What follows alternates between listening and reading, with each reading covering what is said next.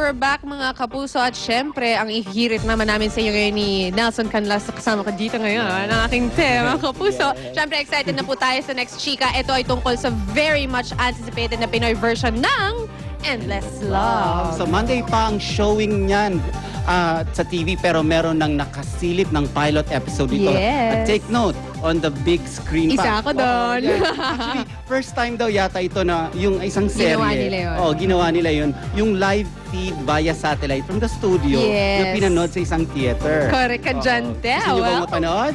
Eto na Let's po. watch this. Presscon ng Endless Love dinagsa. Nandito po tayo ngayon para sa press celebrity screening ng Endless Love. Ito ang bagong magpapa-in love at magpapaiyak sa atin. Abangan niyo po yan dito lang sa Telebabad sa GMA. Bongga at mistulang isang premiere night ang presscon ng Endless Love. Maraming mga fans ang matyagang pumila upang makita ang mga pangunahing bituin ng bagong programa ng GMA. Hindi tuloy maikubli ng ating mga bagong kapuso tulad na lang nina Catherine, Christopher at Joyce ang kanilang kasiyahan dahil sa dami ng mga tao na dumating. Gaano kahirap ang maggumanap bilang batang Johnny at Jenny na alam nyo naman na paglaki, yun ay si Ding Dong at si Marian. Ayan, kasi po syempre si Miss Marian at si Mr. Dino, kailangan din po namin silang panoorin po talaga, pag-aralan kung paano. Tapos yung original DVD din po pinanood namin para, Korean, para parehong-pareho po talaga. Ayun po. Pero yung pagganap bilang batang Ding Dong, gaano kahirap sa yun? Siyempre po, pressured kasi ding-dong yan. Kailangan ma-portray ko ng maayos. Matapos ang screening, nagkaroon ng pagkakataon ng mga press people na magtanong. Dito inamin ng lead star na si Marian Rivera na mahirap ang kanyang role dito sa Endless Love. Kahit simpleng eksena, hindi kailangan i-banjing yung emotion. Kailangan talaga palaging nandun yung emotion as Jenny. So, mahirap, aaminin ko kasi ngayon lang uli ako babalik sa drama. Pero dahil sa mga nakakasama ko dito sa mga cast, natutulungan ako lalo ni Dong at saka ni Direk. So, yun. Kaya sa mga hindi na makapaghintay sa pagbabalik ng tambalang Marian at Ding Dong, naku, huwag na kayong mainip dahil malapit na ang Endless Love. Alright, para sa mga bike enthusiasts, saka yung mga wannabe bikers, nako, ito yung mga kailangan nyo matandaan pag kayo mag-bike na. Kaya kasama natin dyan, si Doy Dulce ng Firefly Brigade. Good morning! Good morning, Lynn. Ayan, kayo pa kami chichikahan dito Marami tayong problema na maaaring ma-encounter pag nag-bisikleta tayo. Isa na dyan ay yung pag natanggal yung kadena sa bisikleta. Ano ang solusyon dyan? Okay, pag natatanggal yung kadena, hindi naman talaga dapat problemahin yun. Basta wag lang napuputol. Usually, kung may dala kang basahan, medyo madumi lang, hahatakin mo lang, iakyat mo ulit, sabay ikot. Sabay ikot lang. That's Sabay it. ikot. That's That's easy. it. That's easy. Very easy. That's easy. Okay, another problem that you might encounter ay yung ano nga ba? Flats. Flats, of course. Flats. Flats are a very big problem kasi maraming bubog sa kalye, maraming maliliit na pako. Oo. Minsan, kailangan gamitan natin ng, mga tools to repair flats. That's why you have to, kaya talaga kailangan meron kang dala ng mga proper instruments. Yes. Okay. My advice to cyclists out there, if you have a bike, magbabike kayo, maganda sana kung may dala kayong mga ganito, kahit simpleng patch kit. Patch kit, okay. Ito. Yan. Yan. O di kaya ay? Yung patch kit, yan. May pandikit sa loob at may mga patches para sa butas. Wow, okay. Make life easier for us. Of course. If gusto nyo, mas madali, wala nang dikit-dikit, ito parang sticker lang.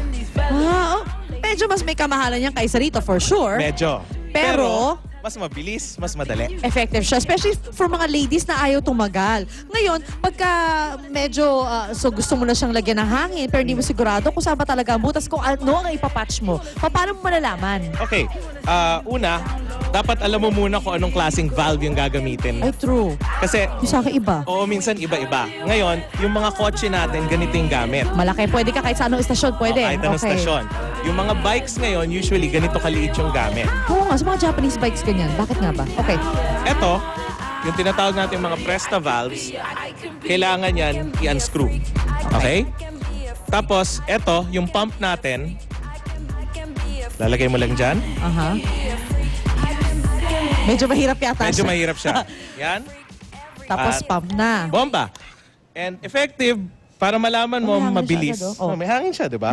Para malaman mo ng mabilis kung nasaan yung butas. Usually, kung wala ng tubig, nakikita sa vulcanizing, di ba, linulubog sa tubig? Oo. Pinakamadali, idadaan mo dahan-dahan sa Yung balat sa mukha. Sa cheeks. Oo, kasi sensitive yung balat natin, di ba? So, mafe-feel natin kung nasaan air, tapos yung i-patch mo na. Okay, aside from that, ano ba mga kailangan natin? Yung mga bikers, ito mga kailangan yung dalin every time you bike kasi you never know. Okay. Pump.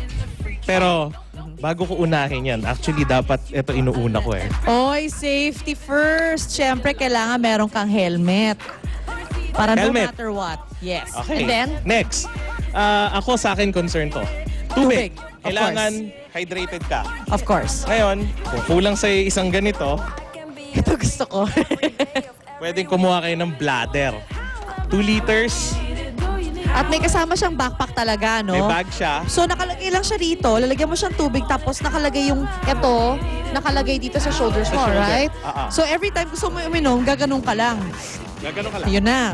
Okay. Sakto, di ba? Ganda, I love this. Pwede ko ba ito uwiin? But anyway. Pwede. Okay, yung bladder. Pagkatapos, ano pa kailangan natin dalhin?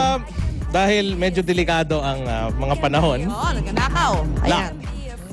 huwag kalimutan ang susi. Kasi pag nakalimutan ng susi, Hetot, bahala ka. Okay, yari tapos, tayo. ito, importante to, I'm sure.